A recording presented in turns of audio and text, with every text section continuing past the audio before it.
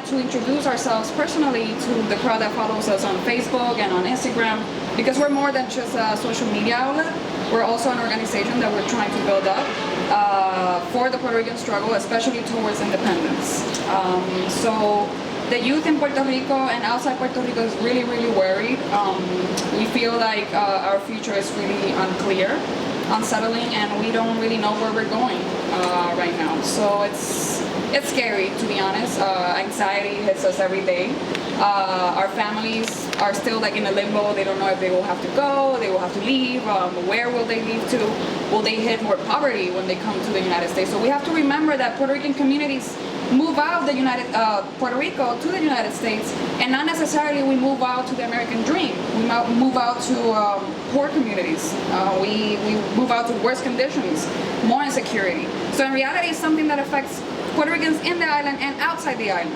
Most Puerto Ricans don't know English perfectly or well or at all. So they come here seeking for opportunities, but in reality, we find more bumps and more walls and more stuff like that, obstacles. So we also feel that they have taken enough. That the United States and the Puerto Rican government, with its corruption, has taken enough. We feel like that there's no time to spare anymore. We can't just keep waiting for the government to help us. So we decided to form our organization, Combo. We are a grassroots organization. We're little by little growing through social media. We've been very active with the campamento that's going on in Puerto Rico right now in front of the federal tribunal, federal building, federal court. We've been very active in promoting it through social media. So it has been able to grow through Combo, and now they're more independent. We want to talk a little bit about our principles that you have with you, and if somebody doesn't have one, I think we have more here. Also remember to sign in so we can send you future stuff, more information about our events or about anything that we feel that it's relevant to what's happening right now. We created this space to engage in a thoughtful conversation. We don't often get the opportunity to just speak freely and to just speak as humans and not necessarily be in academia, with all of this fancy rhetoric. Like, we want the movement to start from the bottom, from the people, from the oppressed. We don't want to use the rhetoric of the oppressor. So we want people in this space to feel comfortable speaking up. We also want to acknowledge that this is a very emotional topic for a lot of people, because obviously there are people's lives and livelihoods involved. So we also want to ask that people, respect each other, give each other the space to speak when the time to speak comes, and nothing, feel comfortable here, because that's the only way that we can really get to the bottom of what we're going to do to solve this issue. Saludos. Saludos. Voy a hablar en español y con Esperanza voy a tener traducción, por favor. Gracias. Nada, quería añadir a esto que el espectro de la independencia es real. La independencia de Puerto Rico y el espectro que conlleva, no solo hay socialistas, hay capitalistas, hay Oh, okay. So yeah, he's talking about how we're gonna talk about the spectrum of independence. That the spectrum of independence is not only socialist, but it also involves capitalism and other ideologies. Y este espacio que brindamos ahora es un espacio a salvo, un espacio seguro para que podamos entrar en conversación, para entonces entendernos unos entre los otros, unas entre las otras, y poder, pues, obviamente vislumbrar lo que es el futuro del independentismo puertorriqueño. So he's talking about the fact that this is a safe space, and through a safe space is the way that we'll be able to talk about or become enlightened about the different ways that we will find solutions for the independence of Puerto Rico. La independencia de Puerto Rico también conlleva una lucha de oprimidos, de opresión. Los puertorriqueños y las puertorriqueñas no somos las únicas personas que estamos oprimidos en el mundo. Como mencionó la compañera, esto es una lucha que viene desde abajo hacia arriba, no de la izquierda a la derecha o viceversa, de abajo hacia arriba. That this struggle is basically, it's neither left nor right, it's from the bottom up, and that the struggle comes from the bottom. Quería añadir que eso mencionado, tenemos que definir o redefinir lo que son los conceptos de nación, si somos una nación o no, lo que es la definición del imperio, lo que es la definición de la colonia. Tenemos que conversar sobre estos conceptos para así entonces move forward. Lo dice en español. Yeah. So what he's saying is that through this conversation we have to define or redefine what it means to be a nation, what it means to be a colony, and what it, you know, what empire and imperialism entails. Nuestra lucha es una larguísima. Nosotros apreciamos la lucha de las generaciones pasadas. Nos movemos hacia adelante gracias a la lucha de las generaciones pasadas. Tenemos un ejemplo de cómo luchar en el futuro y tenemos ahora mismo una oportunidad como pueblo. That we acknowledge and appreciate all of the accomplishments of the fighters that we've had in the past that are still fighting today, and we acknowledge that example, and today we are able to sort of use those methods and use what we've learned from them to move forward in building. ¿Cómo no reconocer la estadidad como una opción? Porque reconocemos que el imperialismo, dado a la estadidad, ¿verdad? Estadidad, imperialismo, es un concepto que nace de una relación imperio-colonial en donde las naciones pasan represión y opresión, y hasta el día de hoy vemos eso en Puerto Rico, y eso es uno de nuestras batallas, el educar, pero bien importante, el educar alejándose desde una postura de privilegio. Es imposible implementar una educación bajo una postura de privilegio. So he's touching on one of our main principles, which is the fact that we do not, to lay it out there, we do not recognize statehood as a viable option for Puerto Rico. We recognize that just reinforces and perpetuates, imperialism and colonialism, and we don't see that as a viable option. What else? Nuestras comunidades han estado bajo ataque ¿desde cuánto? 400 años. No 117, nosotros fuimos colonia de España. Después pasamos, ¿verdad?, a Estados Unidos. Nosotros hemos sido un pueblo oprimido por siglos.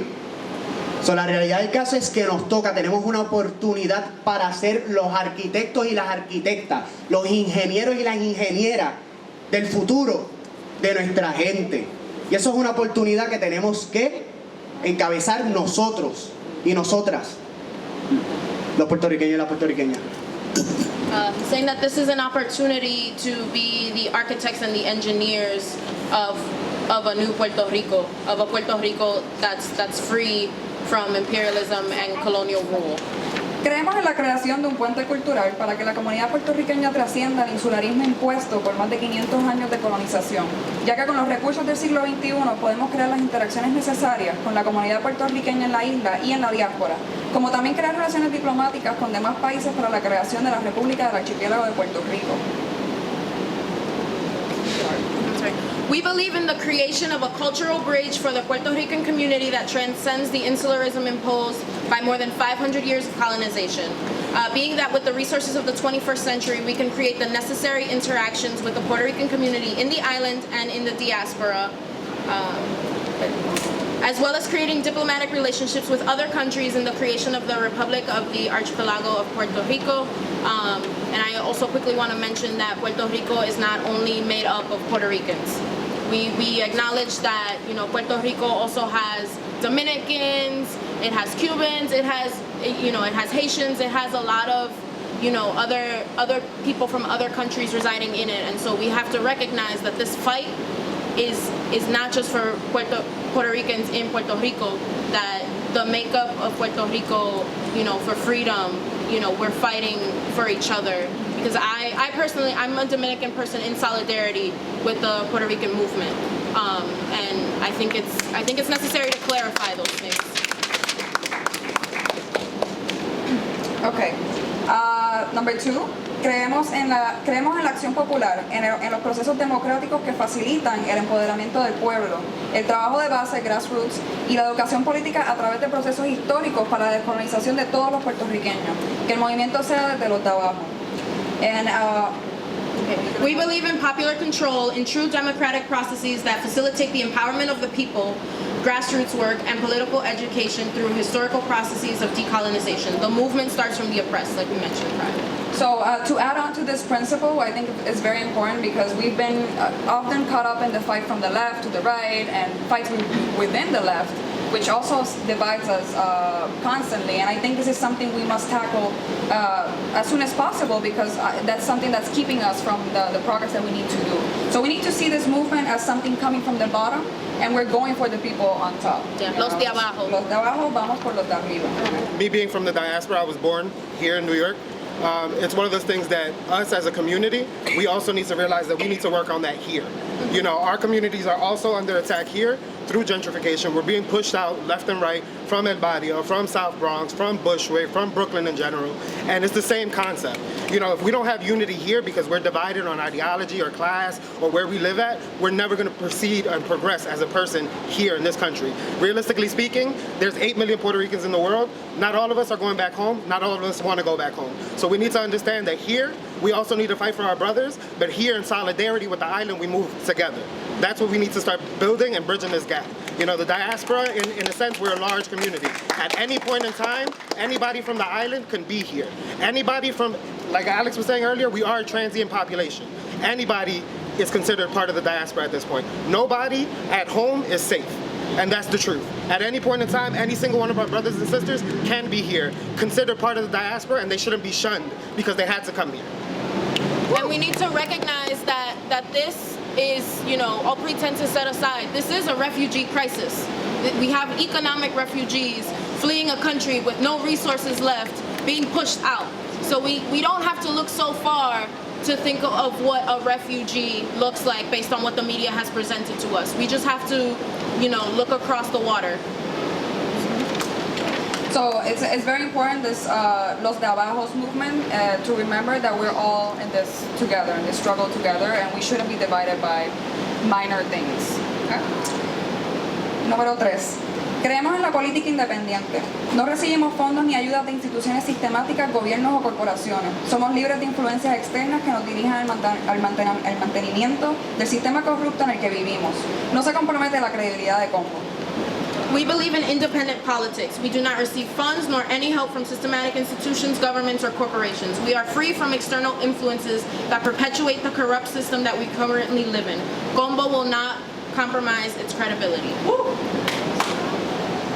Okay, so number 4. Creemos en la perspectiva de clase, raza y género. La erradicación de la violencia producida en estos 3 ámbitos llevará a una sociedad más justa y más consciente. Dichas perspectivas también llevarán al pueblo de la República del Archipiélago de Puerto Rico a evolucionar social, política y espiritualmente, para así practicar una vida digna y justa fuera y dentro de Puerto Rico. We believe in class, race, and gender consciousness. The eradication of the violence produced in these 3 spheres will lead us to a more just and conscious society. These perspectives will lead the people of the Republic of the Archipelago of Puerto Rico to evolve socially, politically, and spiritually to practice a dignified and just life in and out of Puerto Rico. Número 5. Creemos en la unión antillana y en la solidaridad de todos los países y grupos marginados, ya que el sistema produce paralelismos usando las mismas técnicas colonizadoras en sectores donde viven personas de color en y fuera de la isla. La unión de las Antillas conllevará que se le ponga un fin a la estructura pigmentocrática del Caribe, creada por estructuras hegemónicas y neocoloniales.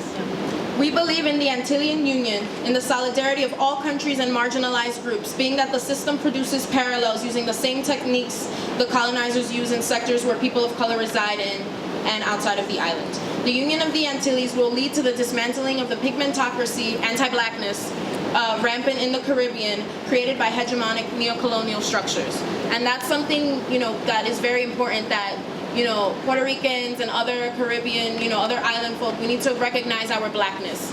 And I think that's also very relevant with everything that's going on with our brothers and sisters that are being shot every day due to police brutality. There are Latinos being killed as well, but we also need to recognize that that you are not one or the other. You can be both. You're not just one thing. You can be Afro-Boricua, Afro-Dominican, Afro-Cuban. So we need to, like the brother mentioned earlier, we need to build solidarity. We need to fight together. We are not going to dismantle, white supremacy and capitalism any other way. And we also need to remember that there is racism as well in the Caribbean, obviously, and we can't forget that. No, yeah, Really? yeah. But many people forget, so that's why I'm mentioning it. Número 6. Creemos en la devolución de las tierras a manos del pueblo puertorriqueño, el archipiélago y sus recursos naturales, como también la cancelación de cualquier deuda producido bajo el colonialismo.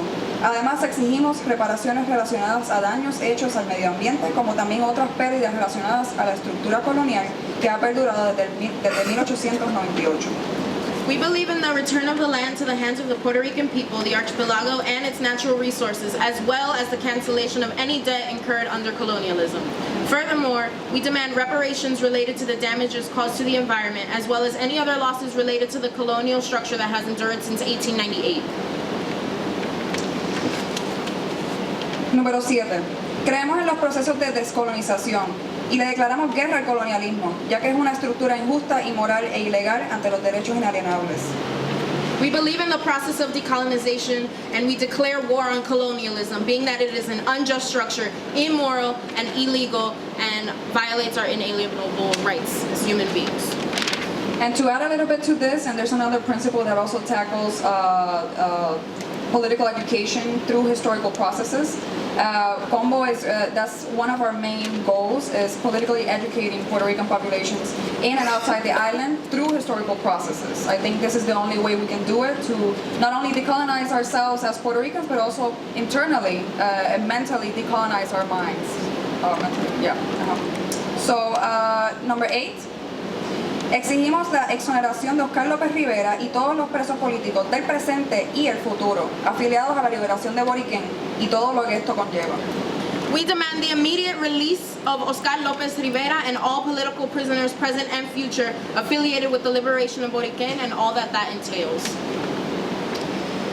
Número 9. Combo está totalmente en contra del imperialismo y no cree que es posible la reformación del sistema producido por él mismo, ya que es un sistema corrupto. Creemos en la erradicación de dichos sistemas a través de un cambio social, político y económico desde su raíz. Combo is completely against imperialism and does not believe that it is possible to reform the system because it is inherently corrupt. We believe in the eradication of said systems through a socio-economic political change from the root. And lastly, but not least, Combo no practica la retórica privilegiada, ya que reconoce que sería perpetuar posturas imperialistas ante las comunidades a las cuales servimos. Combo cree que el liderazgo es un servicio y toma dicha postura servicial y no privilegiada ante los problemas que enfrentan las comunidades puertorriqueñas en y fuera de la isla. And as we mentioned before, Combo does not practice privileged rhetoric, being that we recognize it would only perpetuate imperialism onto the communities that we serve. Combo believes that leadership is a service and takes a serviceable stance, not a privileged one when presented with the problems that Puerto Rican communities face in and outside of the island. We need to remember that people that fight for the Puerto Rican struggle are in service of the people. We're not leading for egotistic reasons. We're not leading because we want to feel better about ourselves. We're leading because we need to. It's something that has fallen onto us, onto each one of us, and we need to know that we are in service of the community. Okay. This movement doesn't only belong to us, it belongs to everybody that comes after us, everybody that came before us. This is our fight forever. As long as we're not willing to do it, nobody else is. But we have to encourage our people to also be willing to fight. And we have to remember that it's extremely symbolic, the liberation of Puerto Rico, because un Puerto Rico libre is a domino effect. It would encourage other nations that have been, smited under colonialism and imperialism to rise up as well. It's a global example of fighting U.S. imperialism, because it's not, imperialism, when we think of imperialism, it is the United States. Right now, we are in enemy territory. We are in a place that every day is trying to kill us, and we have to fight back, and we cannot fight from the comfort of our institutions and theory. We have to put theory into practice. We cannot be afraid of going back to our communities or staying in our communities. And and talking to folks where they're at. We have to talk to the people, not as just teachers. We have to meet people on the same level. You know, we cannot blame the oppressed for their oppression. You cannot say that the people from the hood are taking advantage of welfare. No, that's not. We are all together in this. We need to remember that the movement is not about us. It's about our future generations, about our children, our grandchildren. Our grandchildren will not get to see the island, will not get to live on the island, will not have the right to live on the island. Even our children, even us ourselves right now, this is why we're here. We cannot live in the island because we cannot find resources there. We don't have what we need to live there on a daily basis. So we need to remember that it's not about us and it's about future generations. And this is how we know that we are in service of the Puerto Rican community. I recruited in the university by an organization that at the time was a community organization called el Comité, and eventually became a political organization, a left organization, el Comité Movimiento de Izquierda Nacional Puertorriqueño. And I was a member of that for 10 years, and Espi here is one of the founders of el Comité, and was one of my first mentors back there when I was a young whippersnapper at 18. The critical thing of that time, we're talking about the 70s, is that we were going through a transition. We were the first generation, really, growing up in this country. Most of us, many of us were born in Puerto Rico and came at various ages here. And so this was our first experience, different from our parents. Mind you, our parents, those of us who had parents who came here before, were very active. They were active in the garment district. They helped to build the unions of this city. My mother was part of the Garment Workers Union, and before that she was working with George Dipini, who became one of the heads of the AFL-CIO. So the Puerto Ricans have always been very active in this city and throughout this country in all of the major struggles throughout the different generations. The struggle did not begin with our generation. It began with the Puerto Ricans who first came. All we have to do is look at Arturo Schomburg and the legacy of Arturo Schomburg and his participation with the African-American community, but also he was an independentista. And we had others, tabaqueros and others who were here at the beginning of the century, of last century, who were very active in trade union work and in organizing in the communities because Puerto Ricans were facing horrible racism. There were parts of this barrio right here where Puerto Ricans could not step without being beaten up. And they had extremely difficult economic crises and economic situations. When my generation begins to come up in this country, we're coming up in a very unique time because in the 50s and 60s, there were liberation struggles taking place throughout the world that helped to inspire us later in the 70s. When people talk, for example, about the Vietnam War, they think it's a war. Vietnam was a liberation struggle. The Vietnamese people were struggling first against the colonialism of France and then against U.S. domination. So the U.S. likes to paint it as its war. It was Vietnam's liberation war. In Africa, you had the struggles of the people of Guinea-Bissau, and the example of Amilcar Cabral, who Espi named her son after. We also had the struggles of the Congo and Patrice Lumumba, who was assassinated. So all of these things were a backdrop. It was a time of anti-colonial liberation struggles happening throughout the world. You had it happening in the Caribbean also. Jamaica had a struggle and became eventually the neo-colony that was referred to earlier. There were many different struggles happening. In the 40s, you had India, had been a colony of Great Britain until 1948, when it gets formally declared a nation. It hasn't even been a formal nation for 100 years, less than 100 years. So all of this is the backdrop that is influencing and beginning to shape and form the consciousness of people in this country who come from various communities outside of the United States. And that also shapes us. We begin, as we're growing politically in that era, we begin to look at those examples. We look at the writings of Frantz Fanon from Martinique that was struggling against colonialism in France, the French colonialism. So we're looking at all of these things, and at the same time, Latin America, South America in particular, is now turning towards an extreme right-wing militaristic dictatorship with the overthrow of Allende in Chile, the establishment of a junta in Argentina, in Uruguay, and all of this again begins to influence us and places us not just in a relationship between us and the US, but now begins to place us where we really belong, in the region. That's where we begin to see ourselves. We are part of that region. We come from that region. This is where we should be looking. This is what should be inspiring us, and this is where we need to belong eventually. And there begins our process of concientización, where we begin to see that these struggles, both colonial, anti-colonial struggles, and also the neo-colonial struggles of nations that were already supposedly nations but are still fighting domination, begin to give us a context within which to see ourselves as Boricuas. We're not just citizens of this country suffering. There is a reason why we're here. There is a reason why we're going through the changes we're going through. We are a colony of the United States, the same way that these other colonies have been colonies. And so that begins to create a major shift in our consciousness. Because now we see that our struggle for housing and healthcare, etc., while at the same time that it links us to the working class of this country, also takes on a specific meaning because we're here as a result of being a colony. And now also we begin to take a stand in favor of Puerto Rico and in favor of the struggles of Puerto Rico. The student struggles of the 70s, of the UP. The struggles were because a lot of the students in Puerto Rico, just like here, were being, at the age of 18, you had to report to the draft board. As soon as you were in your last year of high school, you had to report to the draft board. There was a draft. And here in Puerto Rico, many began to protest against the draft. The draft meaning you had to go to war in Vietnam.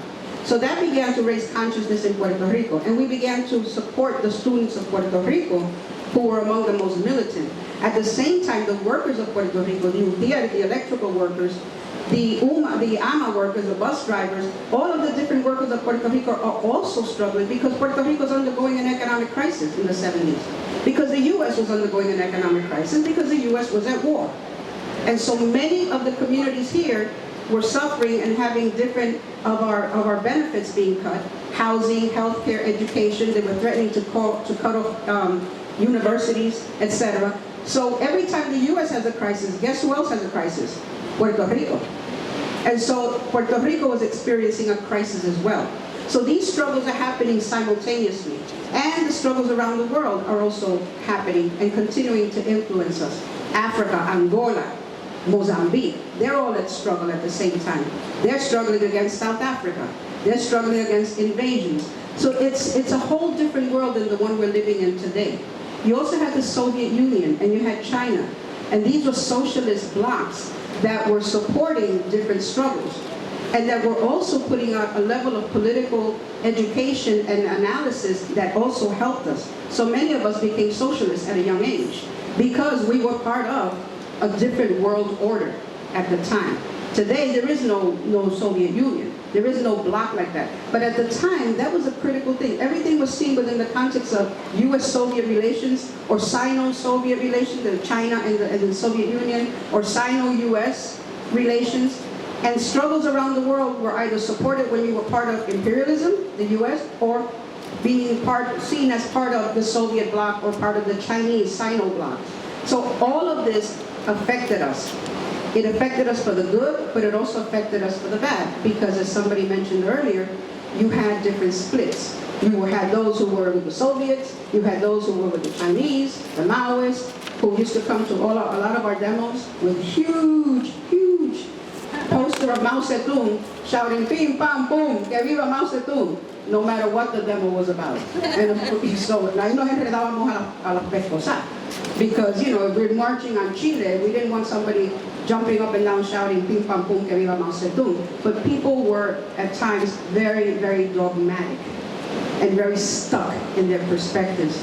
And so it has been a major process for us my generation, to reach a point where we can begin sitting down with each other and discussing, because many of us continue to drag those old political perspectives. I'm just talking about the broad political spectrum.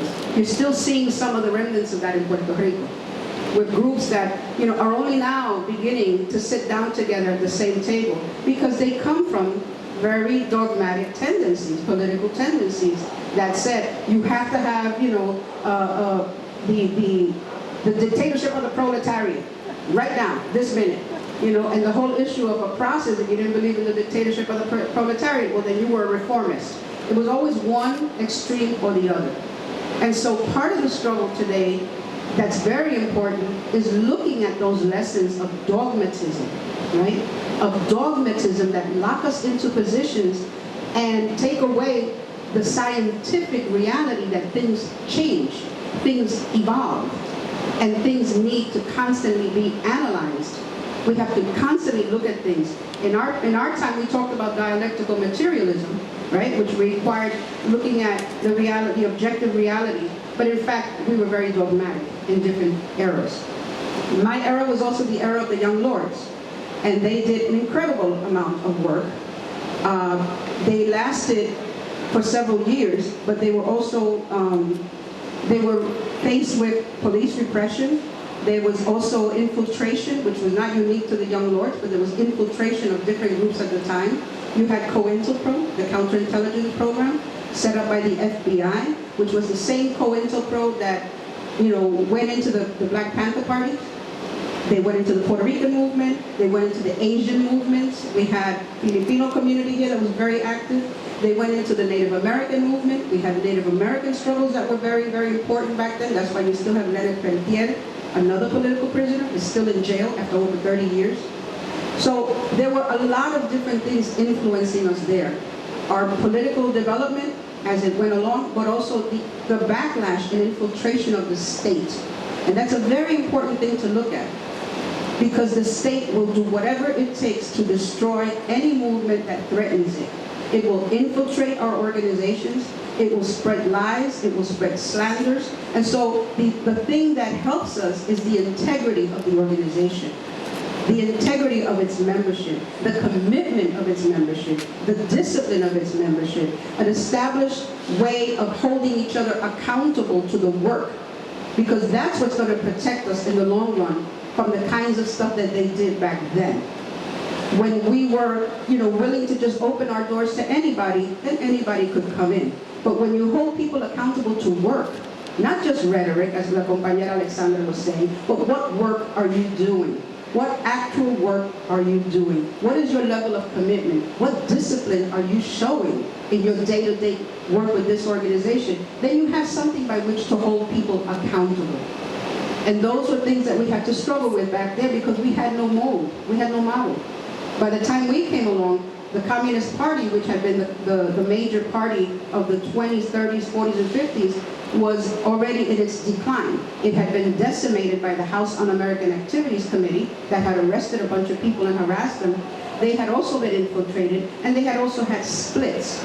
So my generation wound up having to literally reinvent the wheel politically and create ourselves and raise ourselves politically, because we didn't have some model from the previous generation to help us. My purpose is to be able to make that transition with you, the younger generation, in whatever way I can, to teach not only about the past, but also about the mistakes we made. But then there were also very important things that we did. We helped to organize bilingual education. When I was growing up, you couldn't speak Spanish in school. It was speak English, you're an American now. But my first language was Spanish, and I used to talk like this. So what they wound up doing was giving me speech therapy so I could speak this wonderful English that I speak now. Because they didn't like it when I used to talk like this. We had no bilingual education. We had very poor health care. We had no insurance, right? We didn't have a lot of the things that today we take for granted. Those were struggles that Boricuas, African Americans, and different working class people in this country led together, and were able to successfully bring about changes that were needed in our communities. So those were things that we take pride in. We participated in those struggles. I worked in the whole struggle for bilingual education. I struggled for community control of the schools. We struggled for the whole issue of affirmative action along with the black communities and other communities of this country. So these were things that were important that today some can take for granted. But when I went to the university, there were no Puerto Rican studies. We had to fight for Puerto Rican studies in the universities. In Columbia University, in Fordham, etc., we fought to bring Puerto Rican studies to those universities. Those studies didn't exist. We had to fight along with the black community for black studies. Those studies didn't exist. These were seen as, something to the side. These were things we had to fight for. These were not things that were given to us. We struggled for these things. We also have to look at, for example, we, as the political aspect of it, we helped to fight for the freedom of the nationalist prisoners, of Lolita, Oscar, Irving, etc. We fought for them. They were in jail. And we helped to mobilize massively throughout this country, not just the Puerto Rican community, but we had North Americans, we had blacks, we had African Asians, we had all kinds of people, and put massive pressure on the U.S. to get those nationalists out of prison so that they would not die in jail. We have to do the same thing with Oscar. We have to do the same thing with Oscar. These are things that I can say we can take pride in, that we struggled for, we fought for. These were the logros, some of the logros. Some of the other things is that we supported, an end to the Vietnam War. And so we pressured from within, as the Vietnamese were winning, because they were winning. Let's be very clear, the Vietnamese were winning. Okay? As they were winning, we also fought in here and put massive pressure here to help bring an end to that war and demand an end to that war once and for all. So these are some of the things that we were able to accomplish. Was it easy? No. It was very, very, very hard to do the work that we were doing. It was very hard to do that work. Today, we're back to struggling for Puerto Rico's independence. We're back to struggling to support what's happening to the people on the island. We're looking at an economic crisis that is a colonial crisis. It is a crisis of the capitalist model of Puerto Rico that has completely fallen apart. Puerto Rico is in an economic ruin because the U.S. is incapable of sustaining that colony as it has organized it. It organized it as the Commonwealth of Puerto Rico, but it is incapable of sustaining that so-called Commonwealth. And so it is falling apart. Its model of colonialism is falling apart. And Puerto Rico is not the only colony, but it is certainly the oldest colony, I think, on this planet. And it is time for us to look at, as the compañeros were saying earlier, the type of movement that we have to organize in the 21st century that will be sustainable, that will build upon the history of the past, but that also will take into account the new things that are being implemented now, like Promesa, this bill that is going to be implemented, which is going to arrasar con todo. They will have power over the government of Puerto Rico. They will have power over that gobernador Pelele that we've always had. But this time, the power will be direct. Unlike my generation, that power was direct back in the 30s. And since the 40s and 50s, we haven't seen that direct manipulation and direct control because they had gobernadores Peleles. But now, they're going to be subjected directly to that board. It is the dictatorship that we're talking about. That board will have widespread powers to undo whatever laws need to be undone. Labor laws, contractual obligations, anything to obtain the funds that they need to pay the vulture funds of Puerto Rico, to pay the vulture funds of the U.S., of Wall Street, and to make sure that Puerto Rico so-called pays its debts. What they're not looking at is where does that debt come from? If we're a colony that cannot trade with anybody and cannot establish our own economy, how the hell do we have that debt? Why is it that the empire that controls us does not have the debt? These are the kinds of questions that we have to be able to educate our people on. Lastly, I will end by saying we have to do a fundamental job of educating our people around independence. Our people are terrified of independence because we have not been able to yet come up with a program of independence. What would independence look like? This is what we have to explain to our people. Not just consignas and Red Via Puerto Rico Libre, but a program that talks about the development of agriculture, right? The development of a school system, the development of a healthcare system, right? Trade with other countries. What does that look like in real terms? When we do that, then we begin to break the myths of independence bringing us down, because we're already down.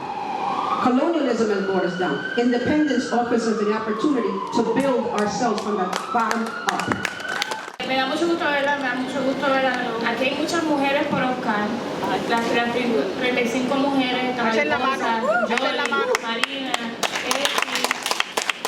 Es importante que siempre en todo lugar que estemos sigamos mencionando a Oscar. Esa es una de las primeras cosas.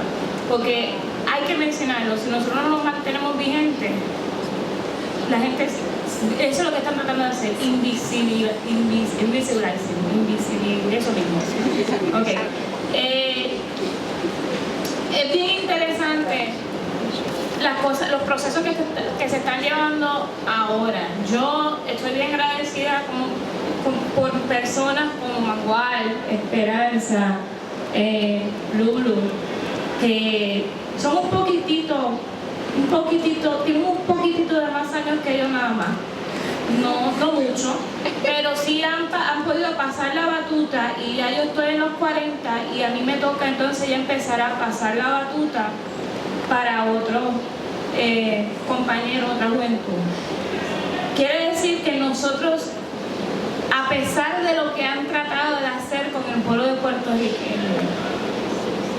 de destruirnos, de que no reclamemos nuestra liberación nacional, nuestra liberación como pueblo, nuestra liberación cultural, todavía estamos aquí. Todavía hay una juventud como Combo que nosotros tenemos una responsabilidad de apoyarlos porque están cogiendo esa antorcha y la están llevando. Mucha gente dice, pero esos son 4 gatos. Mire, don Pedro Albizu Campo decía, más valen 4 gatos que 1000 ratas. Eso es bien importante. La historia ya, Lulu ha puesto de los 70. Yo nací en 1976. Yo soy nacida y criada en Puerto Rico. Soy nacida y criada en Ponce, entre Ponce, el área metropolitana y Calle. Y aquí veo un compañero de escuela que se graduó en la misma clase y me dio mucho gusto verlo, Luis Caraballo. Es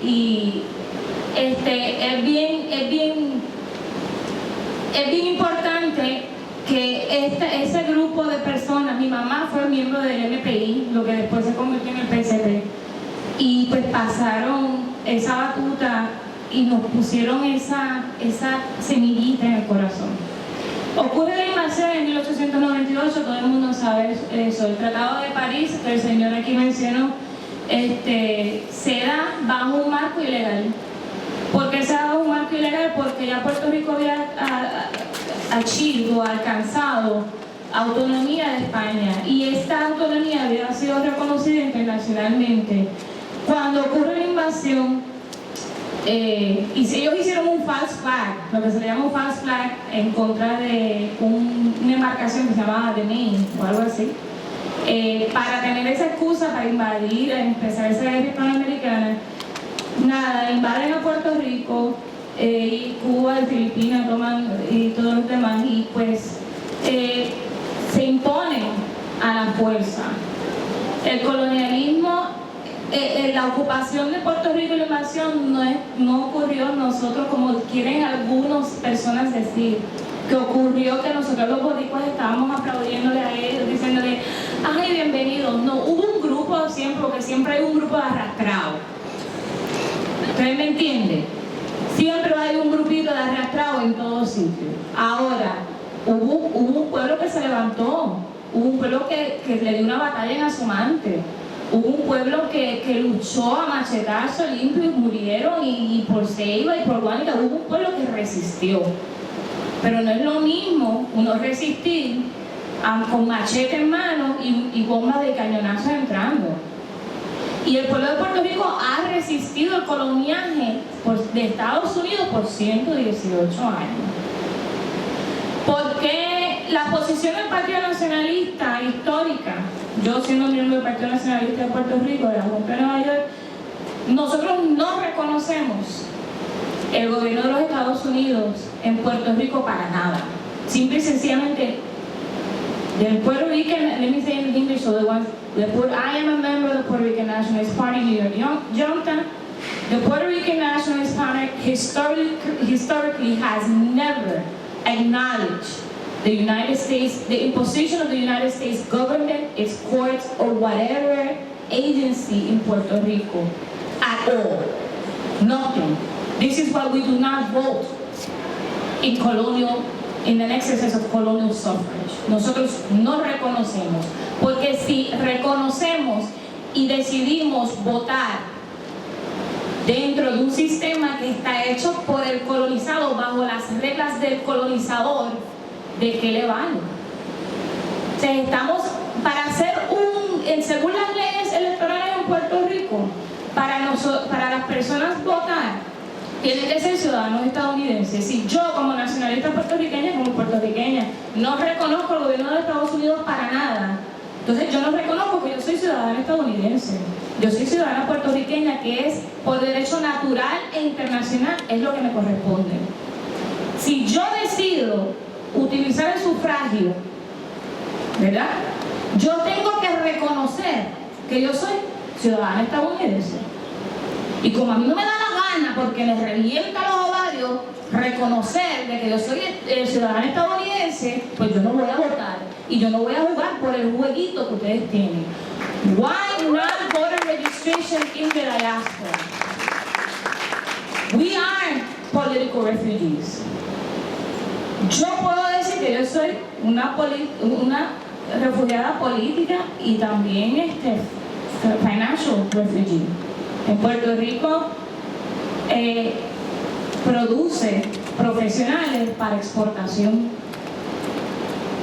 ¿ok? Usualmente para beneficiar a Estados Unidos, porque la mayoría se vienen aquí porque pueden trabajar libremente por la ciudadanía estadounidense impuesta.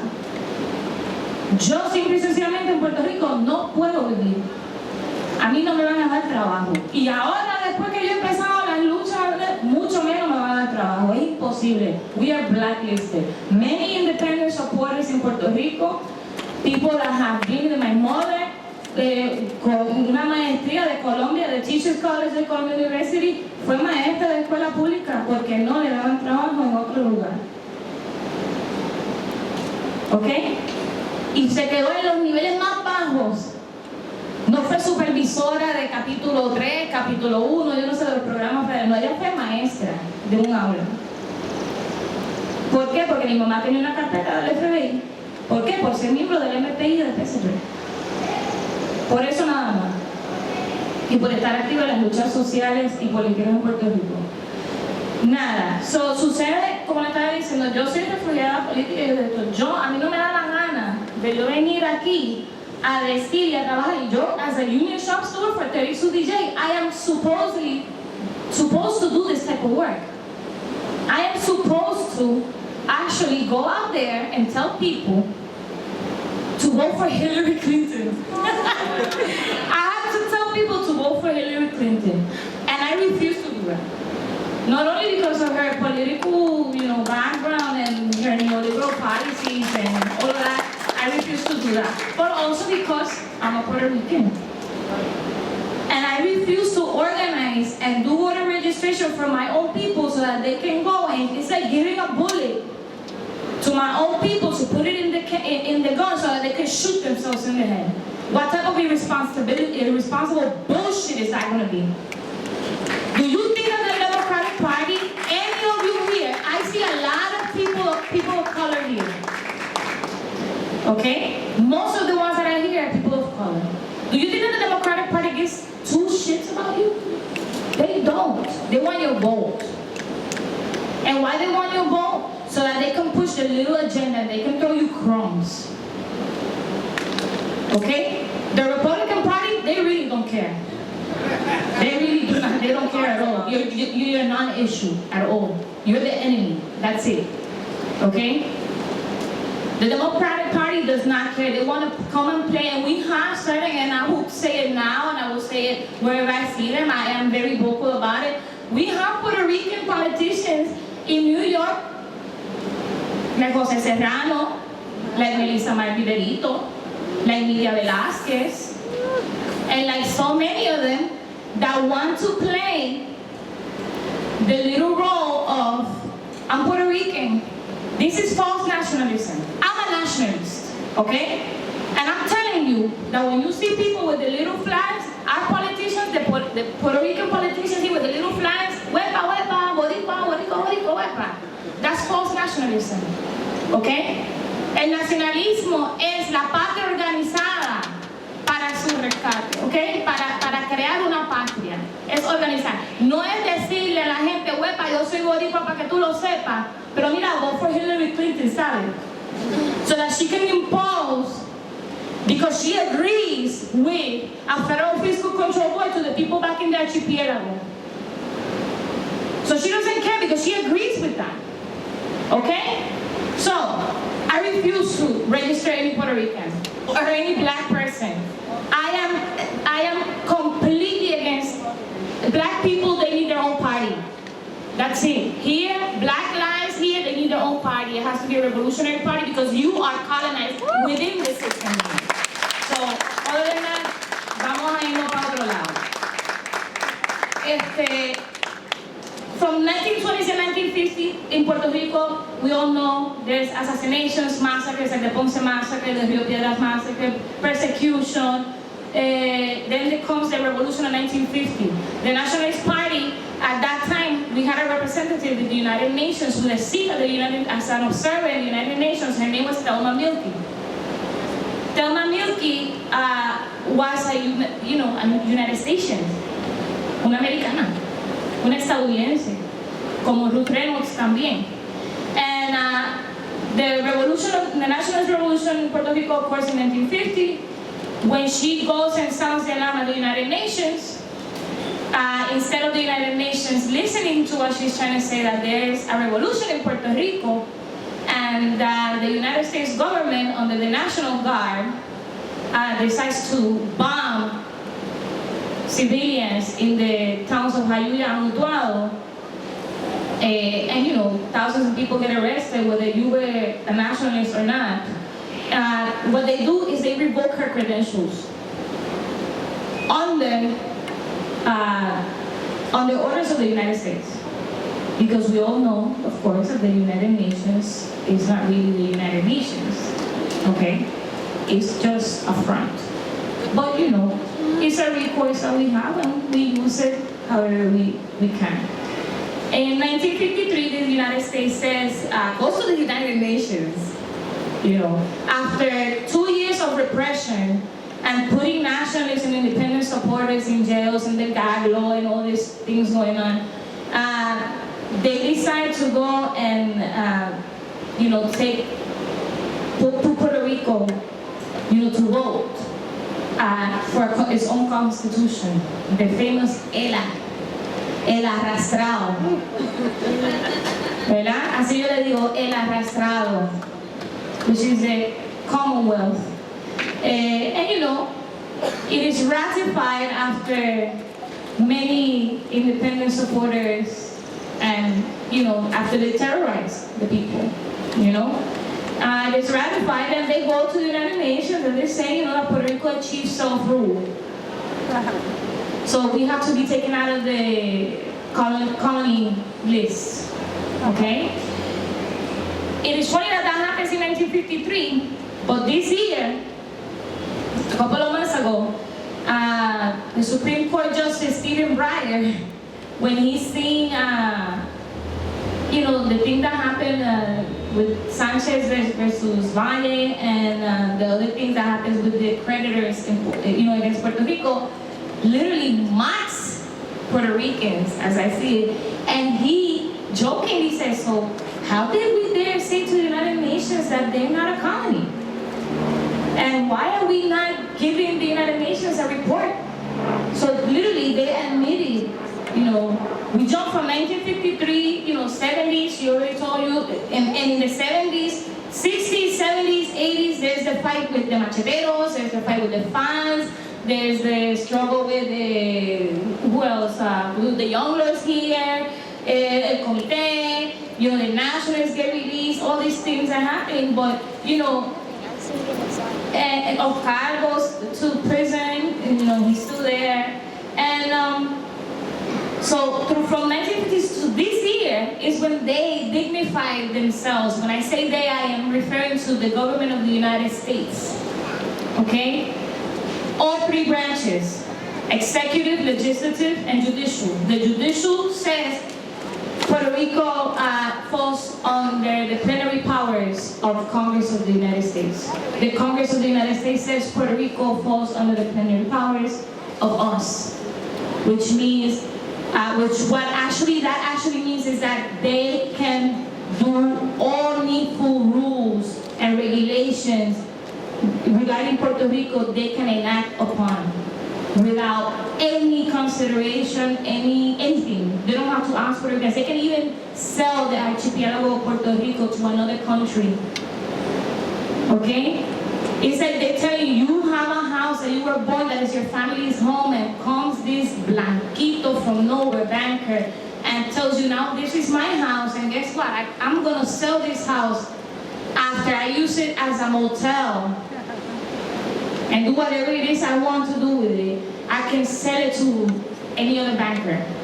You know, if you won't rise up for that to defend your family, I don't know. You see, that's what we believe. The people that we believe in rising up and defending our family. So they put this under, like I said, under Article 4, Section 3 of the Constitution of the United States. This is what it says: that the Congress of the United States has plenary powers of Puerto Rico. Okay? Comes the promesa. Congressional Project 5278, which is ratified and approved. And the funny thing about this is that it's ratified and approved, and when you actually look into the documentation for it, and you see el presupuesto, the amount of money that is used to be, they say it's anything from 4 to 6 years, 4 to 10 years. It's actually the presupuesto. How do you say presupuesto in English? The budget. There you go. The budget is actually approved to the year 2067. So I feel very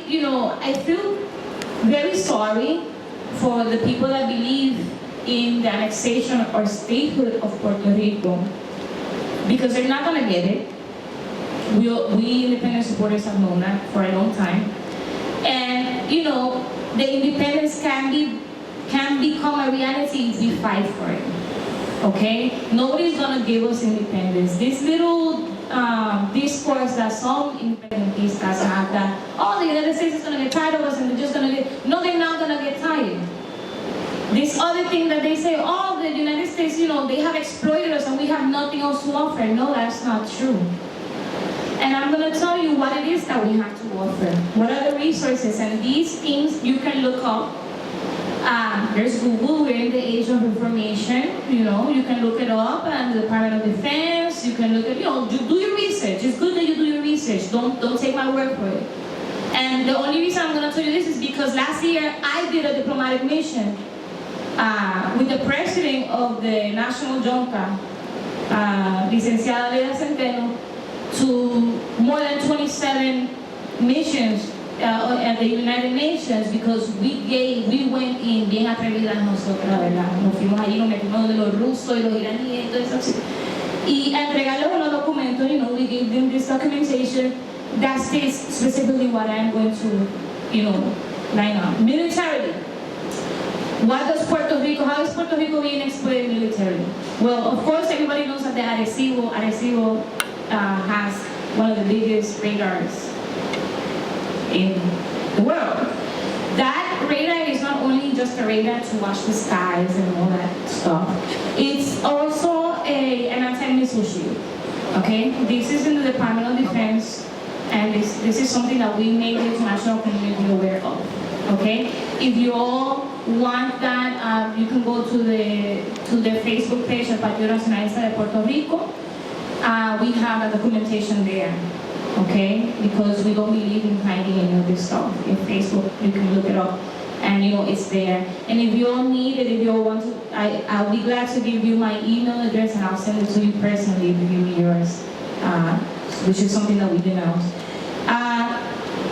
There's also some paperwork in the Department of Defense that says that from the year 2010 to the year 2013-14, there was an increase of 200+% of floating nuclear arsenal along the waters of Puerto Rico. Are you aware that your people in Puerto Rico, my people, your people, Puerto Rico holds nuclear armament? Sometimes, definitely without our consent, because we do not own the waters, They own the waters, they own the frontiers and the sky and everything. They own everything. It's under their control. So there has been an increase of that floating armamento que es nuclear, que hay radiación que envenena a nuestros hermanos y hermanas en Puerto Rico, ¿verdad? So militarily, I can point out, there's other stuff. I don't want to scare you, but I'm giving you those two, which are the biggest things. Resources. Other than the human resources, we have, like I said, Puerto Rico produces professionals for exportation to benefit mostly the United States of America, because most of the students that go out of Puerto Rico that have been, working for the bachelor's degree, master's degree, they cannot get a job that has a living wage in Puerto Rico.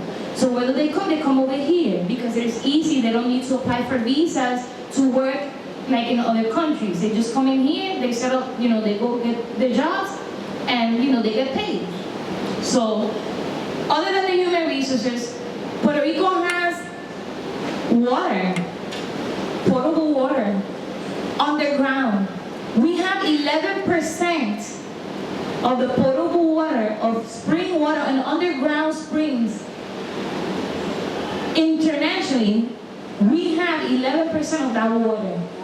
The average in any other country is about 3%. Puerto Rico has 11%. If you think the oil wars are bad, wait till the water war starts. Okay?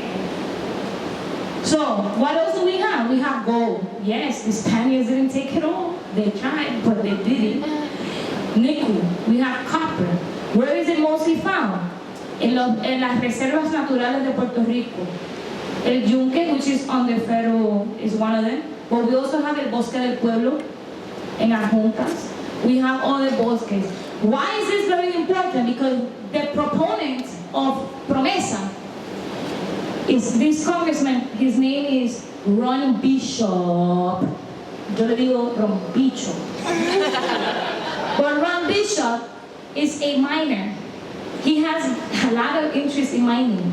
He even had a problem in his own congressional district because he went in and he literally occupied with his little side gig. He occupied, federal reserves, and the governor of the state had to call the National Guard to get him and his private little company out. Okay? So what this proponent is, and he proposes, among other things, there's these paragraphs in Promesa that pretty much say about privatizing these lands and researching. No, what you're trying to do is actually go in, take samples, and see and mind you, el kiletaje, how do you call it? The kilos? No, not kilowatts, the carats, the caratage, there you go. To see of the quality of the metals are in there and exploit whatever it is that they can in the process, endangering the environment, poisoning the people, the water supplies and all of that, because, mining does that. They poison the water with mercury and other stuff, right? So Ron Bishop, he puts that stuff, very conveniently in the Promesa bill, like 2-3 paragraphs, and this is something because it is capital. This is a country, it's a capitalist country, okay? So, fishing. Puerto Rico doesn't even have a fishing industry, an established fishing industry. Yet there's documents in the Congress of the United States stating that they're going to pretty much, to privatize certain areas for fishing. So there's not even a fishing industry established in Puerto Rico. A mega, there's fishermen, yes, like in Vieques, but they're more, local, eco-conscious fishermen. I'm talking about industrial fishing. There's not an industrial fishing, there's not an industry for industrial fishing in Puerto Rico yet, but they had already passed, Congress laws and all this that is going to regulate that. What do we do? Do we do something like Vieques? There's a campamento en contra de la Junta. What have you done in the diaspora? Have you contacted them? We have. Como has, the Puerto Rican Nationalist Party has. Have you said, I know Mariposa was there. Are you in solidarity with them? They're occupying to bring attention internationally for them.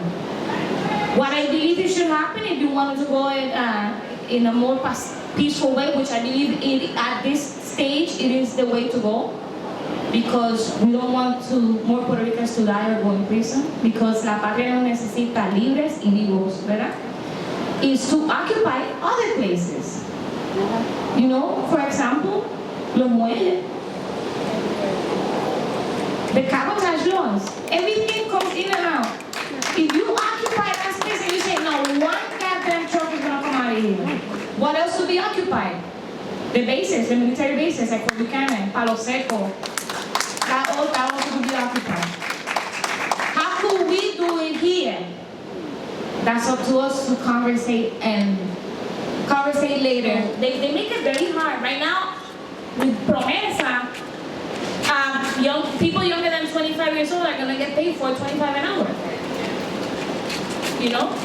So this is a huge workers' issue. I don't care. Any New York resident, any resident of any of the 50 states will never work for $4.25 an hour. Nope. It's not gonna happen. There will be revolutions rising up. People will be like, hell no, I'm not. You know what it is? You know, and then it is a workers' issue, and it is a woman's issue, and it's a gender issue. Why? Because most of the people that are workers in Puerto Rico right now are women, and they're single mothers, or they have to deal with, you know, uplifting their own families and empujando a la familia para adelante. But they make it very difficult because the system is designed exactly for that, to create professionals to be exported. So they are pretty much exporting our human capital. The best of the best is leaving the island because they cannot survive, they cannot live. And I don't blame them either. You know, you spend 4 years, 5 years in college, sometimes more, if you do a master's, if you do a doctor's degree, you know, and you are there, and what, you're gonna go to work for Walmart for $4.25 an hour now? For what? What are you gonna do? The gallon of milk in Puerto Rico is $6. You will have to work an hour and some change to get a gallon of milk. That, you know, so how can we do? What can we do from the diaspora? Dicen, tenemos que joder aquí. Nosotros tenemos que joder aquí. La juventud tiene que levantarse tanto allá como acá. Y los más viejos también nos tenemos que levantar. They're trying to literally disappear us and erase us from the face of the earth. In everything. Cuando a mí me vienen a decir, because I'm Puerto Rican American, mira, cállate, ese estúpido. ¿Qué es esa cabronada? You know what I'm saying? I'm Puerto Rican American and I'm proud. Get the hell out of my face. Every time I see, you don't understand the insult. I don't know if it's because I'm a nationalist or because whatever reason. I am insulted every time I see a Puerto Rican flag. I just walk through it. A Puerto Rican flag next to the American flag here. I am insulted by that. Why am I insulted by that? I understand that this is your country. I'm in your turf. I understand that. Because I'm a nationalist, I understand that. I understand the nationalistic sentiments that any American citizen that was born and raised here, you know, I can understand that. That is the natural way of people defending their own. You understand? But I have a problem with every time I see a Puerto Rican flag around here, con lo de Dominicana. ¿Por qué? Because it's like you're binding. These people have raped you. They have killed your people. They have massacred and assassinated your people. They have literally financially raped you. They have socially raped you. They have tried to, they sterilized 30% of our women. You know what I'm saying? They did so many, and they continue to do, you know, so many things. And you still decide to do that? Mira, ningún americano, not one American person here born in the United States, I say, because Americans are big, vast, you know, very big, vast continents. But not one United States will allow this bullshit from anybody. And we're allowing it. And we're proud. You see some people that are proud of this shit. Because I have another problem with what? Because when somebody all of a sudden decides to say, I thought that when the lotto hits, I thought that the lotto was supposed to stay for Americans. And then you see like 50 Puerto Ricans, oh, but we're Americans citizen. You proud of that shit? It was imposed on you. I didn't ask for that. I didn't ask for that shit either. I don't have a passport. You know why I don't have a passport? Because I refuse to acknowledge that I am a U.S. citizen. So I'm confined to Puerto Rico here. You understand what I'm saying? So what can we do? What can we do? What can we do? We can support the actions of the people over there, and we need to joder la paciencia aquí. Así es. We have to go to those unions in this country and begin to educate and organize and agitate, because they are helping to colonize Puerto Rico. And they should be standing with Puerto Rico and with the working class of Puerto Rico and with whoever is forced to migrate here. So our work is not just against the U.S. government, but the various institutions of the United States that are colonizing Puerto Rico. When somebody mentioned earlier the cabotage laws, that's a union in this country that is in favor of those cabotage laws and that are going to fight to make sure that we do not undo the cabotage laws, because they benefit from it as a union. It is part of their collective bargaining agreement. The cabotage laws are the maritime laws, where anything that goes into Puerto Rico from the United States has to go on U.S. boats, on U.S. ships. So everything has to be taken off any other foreign ship or anything, reloaded onto U.S. ships by a U.S. crew, and then taken over by a U.S. crew to Puerto Rico. And we pay for all of that, by the way. We pay the fees for that to come into Puerto Rico.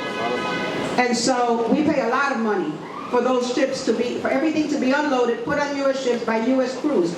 The U.S. crews are unionized. They're unionized. A lot of them are in Jacksonville, and they're unionized. These are the International Longshoremen's Union and other unions like that, who are totally opposed to Puerto Rico and Hawaii and other countries undoing those maritime laws. So that's the way that we have to begin also agitating here and organizing here. There are different levels that we have to organize.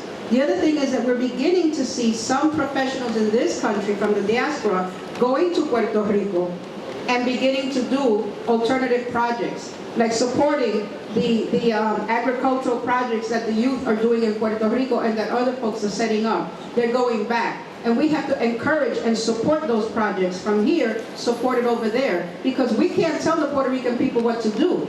Puerto Rico has to stand up, and the people of Puerto Rico have to create their destiny. But as a diaspora, we can support any initiatives that they're developing over there, like alternative agricultural projects, like cooperatives, etc. Support them, find out where they are, and support them so that they because this is the beginning, the embryo of a new economy that we can build upon in the future. But it needs our support now. In the minute Columbus was found in Puerto Rico, we resisted. So there has been historically a very strong resistance. So besides, and Edie, I also want you to talk about it. So besides the going back to the island and the farming, and there's all these campamentos all over Puerto Rico. So can you talk a little bit about that resistance and the work on a local level that the women are doing in Puerto Rico? Because a lot of good things happen. I mean, the capitalists are going to do what the capitalists do. I don't give a fuck. We are the ones that need to do. So it's about how do we resist in the face of capitalism. We've been doing it for 118 years. Our culture used to be more communal. We used to be the jibaros in the campo, or the people just sharing, what they have to survive. And I think we must go back to that. We must go back to that movement, because there's no other way to survive in the island. We have been influenced under individualism of this country. So Puerto Ricans in the island are also very individualistic currently. But now, with the building of the campamentos that are happening and the expansion that we talk about and that we must happen because there is no other choice, I think we can create a solidarity amongst each Puerto Rican. So to say, well, don't worry, like, I know you don't have a job right now, or you do $4.25 an hour, but we're all working together. Or let's go back to the land. We need to go back to the land. There's no other choice. We need to work the land, because you know what? We don't have food. the boats stop coming to Puerto Rico, Puerto Ricans will die in a week. Not die, but suffer hunger, like very much hunger, and then die probably. In a week. So what are we doing? We have to produce our own food. We have to start there. Because if we have control of our own land and we produce our own food, we will be able to move forward, however it is. Because a roof we can find anywhere. We will try. It's always hot over there, so we won't die of cold. So if we want to stay on the island, we need to find any way possible to stay on the island. And that means working together, leaving aside our egos, leaving aside our careers, unfortunately, because I know we're under this success movement where, we all need to be successful. No, we do not have to be successful. We do not have to be successful. It depends on how you measure success. Yeah, but I'm referring to the American dream, capitalist successful, that we have to refuse to go pursue that stage and be of service of our own people, even if that means our own ego to being crushed. Yes, we can go back to the land. It's good. There's many projects. Proyecto Agroecológico, El Bosco Bravo is one of them. There's other projects that are happening regarding eco-agriculture and whatnot. But we cannot discard that there's an elite in Puerto Rico. There's an elite that is very powerful. So yes, I would definitely encourage our people to return back to the land, but we also have to put resistance, because those very comfortable people that have millions of dollars, like the Richard Carrions of Puerto Rico, and other people, and of course we have John Paulson, who is now a resident of Puerto Rico, and and people like that, billionaires that are moving in Puerto Rico, they have enough money to keep that whole damn thing going. We need to occupy those places. We need to make it uncomfortable. We need to make them have losses. Okay? I'm in the labor movement. The labor movement, I don't care who you are. You can be the Teamsters, whatever. If you are having losses, whether it's physical losses, health losses, money losses, guess what? You're gonna mobilize, you're gonna get the hell out. So we have to create a resistance there has to be a front creating, because if not, there's still this elite that will buy their groceries through the internet and have it shipped to the home. And it's still gonna come in through those, through the harbor, through those weddings, you understand? So most unions have pensions or 401ks. Everybody, or people don't have 401ks. If you're Puerto Rican, look into your portfolio, in your company's portfolio. If you see that your pension plan, your 401k, is investing money in these hedge funds and companies and whatnot, change them. Tell your whoever, the people that deal with that crap, listen, move it around, and if you have enough Puerto Ricans, tell your union, I don't want you people dealing with these companies. I don't want you dealing with UBS or Goldman Sachs or all these people, because these people are, antioberos. They are against workers.